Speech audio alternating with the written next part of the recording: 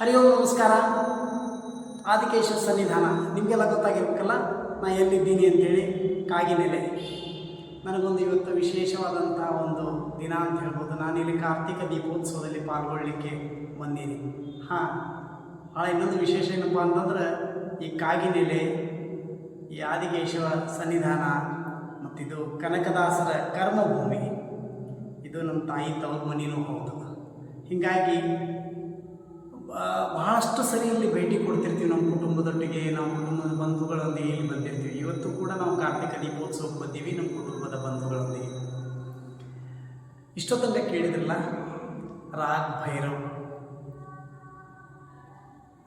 ಶಾಂತ ಮತ್ತು ಗಂಭೀರ ಸ್ವರೂಪದ ರಾಗ. ಭೈರವ್ನಿಂದ ಭೈರಪ್ಪ. ಗೊತ್ತಾಗಿರ್ಬೇಕಲ್ಲ ನಾ ಏನು ಮಾತಾಡ್ಲಿಕ್ಕತ್ತೀನಿ ಅಂಥೇಳಿ. ನಿಮ್ಮ ಊಹೆ ಸರಿಯದ. ಎಸ್.ಎಲ್. ಭೈರಪ್ಪ. ಇತ್ತೀಚೆಗಷ್ಟೇ ನಾವು ಅವರನ್ನು ಭೌತಿಕವಾಗಿ ನಾವು ಕಳೆದುಕೊಂಡಿವಿ. ಅವರು ಭೈರಪ್ಪನವರು ಅಂದ ತಕ್ಷಣ ನಮಗೆಲ್ಲ ನೆನಪಾಗೋದು ಅವರ ಕಾದಂಬರಿಗಳು, ಅವರ ಸಾಹಿತ್ಯ, ವಿಶೇಷವಾದಂಥ ಸಾಹಿತ್ಯ. ವಿಶ್ವದಲ್ಲೇ ಮನ್ನಣೆ ಪಡೆದಿರುವಂಥ ಕಾದಂಬರಿಕಾರರು. ಅವರು ಸಾಕಷ್ಟು ಕಾದಂಬರಿಗಳು ನಮಗೆ ಬೇರೆ ಬೇರೆ ಭಾಷೆಗಳಲ್ಲಿ ಅನುವಾದಗಳಾಗ್ಯವು. ಸೊ ನಮ್ಮ ಸಾಹಿತ್ಯ ಕಲಾ ವೇದಿಕೆಯಿಂದ ಇದೇ ನವಂಬರ್ 30ರಂದು ಸಂಚಿಕೆ 5 ಬೆಟಗೇರಿಯಲ್ಲಿರುವ ರಾಜ್ ಪುರೋಹಿತ್ ಅವರ ನಿವಾಸದಲ್ಲಿ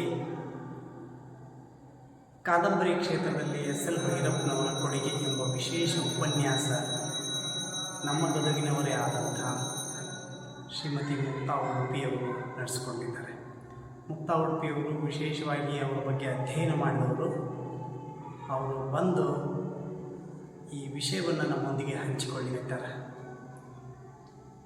ತಾವೆಲ್ಲರೂ ಈ ಕಾರ್ಯಕ್ರಮಕ್ಕೆ ತಪ್ಪದೆ ಬರಬೇಕು. ಇದೊಂದು ಆಹ್ವಾನ ನಿಮಗೆ. ಭೈರಪ್ಪನವ್ರನ್ನ ನೆನಪಿಸಿಕೊಳ್ಳಿಕ್ಕೆ ಇದೊಂದು ದೊಡ್ಡ ಅವಕಾಶ. ತಾವೆಲ್ಲರೂ ಬರ್ತೀರಲ್ಲ. ನಮಸ್ಕಾರ.